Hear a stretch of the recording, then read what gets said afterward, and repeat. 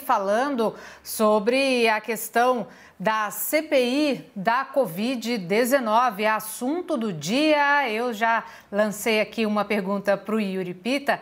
Vou repetir aqui, Yuri, porque eu estava ouvindo agora no Visão CNN o senador Carlos Viana, que é vice-líder do governo no Senado, e ele, assim como outros líderes do governo, tem repetido muito uma expressão que é obedecer o senso de oportunidade e de momento.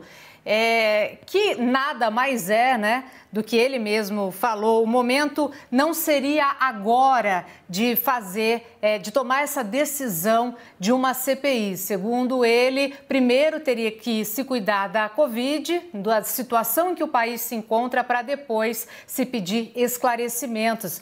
E eu queria que você conversasse um pouquinho com a gente sobre isso. Boa tarde para você e para a Renata também.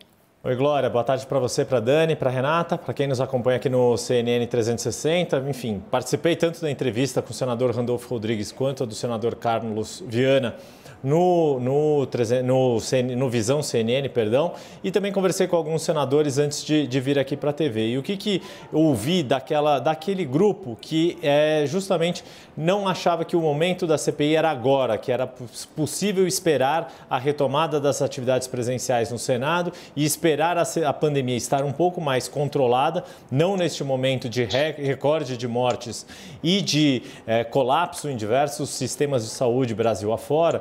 O que eles defendem é justamente de que esse conflito institucional que a Dani estava falando entre Supremo e Executivo e, de certa forma, também com o Legislativo, ao ser obrigado a instalar a CPI, fazer a leitura do requerimento e instalar a CPI, esse conflito acaba jogando uma espécie de cortina de fumaça e acaba atraindo mais atenção do que as próprias ações de combate efetivo à própria pandemia. Toda aquela mobilização em relação à busca de vacinas, a cobranças, inclusive do governo federal, em relação à previsibilidade dessa chegada das vacinas, a ações mais efetivas de política externa para viabilizar mais tanto matéria-prima quanto mais acordos para trazer mais vacinas para o território nacional. Essa é um pouco a leitura que se faz. Mas o fato é que o conflito está instalado e acaba envolvendo também o Congresso Nacional. Como essa reação, claro, que houve já, que o senador Carlos Viana é um dos porta-vozes,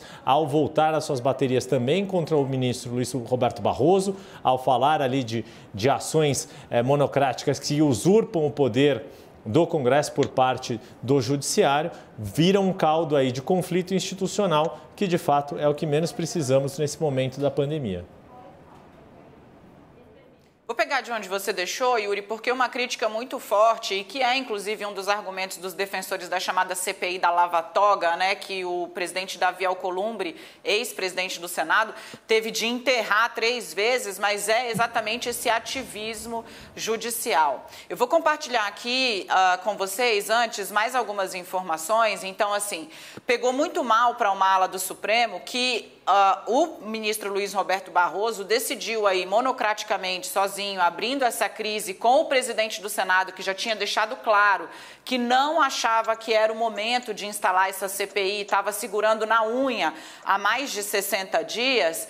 O ministro Barroso decidiu, num pedido feito pelo senador Alessandro Vieira, por exemplo, e por Jorge Cajuru, que são 2 dos senadores mais empenhados em críticas ao Judiciário e à CPI da Lava Toga. Então, os ministros me disseram o seguinte: Daniela, o Barroso atendeu a quem nos ataca e deixou na rua, digamos assim, deixou a pé o presidente do Senado, que era quem estava ali mediando, buscando uma solução no meio do caminho.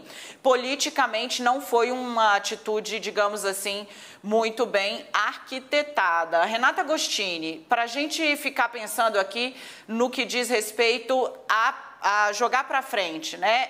Os interessados em instalar essa CPI, notadamente a oposição ao governo, já começam a se manifestar na semana que vem para escolher quem é que vão indicar para compor esse colegiado.